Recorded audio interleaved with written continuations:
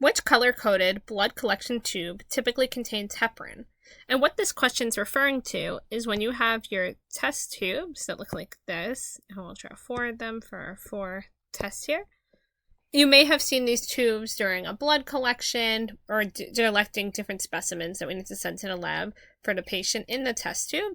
And when you do so, each tube will have a different colored top, and the different colored top has a different meaning. So you have to use certain types of tubes, certain types of colors, based on which lab that you're testing for. And when you print out the label and you have the order from the lab, it will tell you which tube top to take. And there's a reason for which tube the lab is telling you need based on the test that you're running, because certain labs need certain preservatives to preserve them based on what it is, or they might not, or maybe they'll need heparin, or maybe they don't. And based on what's needed and what the test is, that's why it will tell you to use a certain tube top based on these characteristics. So this is an example of what these tubes might look like, and we need to figure out for this question which color typically contains heparin.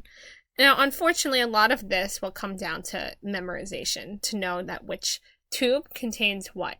And this is important for this exam, but thankfully in the real world, when you're working as a medical assistant, you could readily access this information as necessary.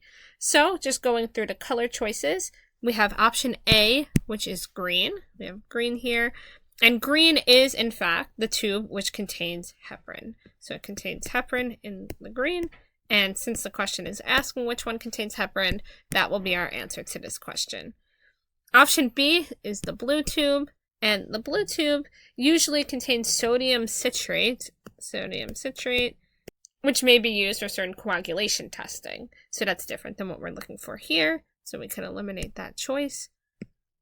Option C is the red tube. And we have the red tube. And the red tube typically doesn't contain any additives. So no additives. So we could write that in here. And therefore we can eliminate this test. And now we have our purple tube, and the purple tubes usually contain something called EDTA, which is also used for certain anticoagulant testing. So we can eliminate that. So for this question, the correct answer would be A, green, because the green tube contains heparin, which is what this question is asking for.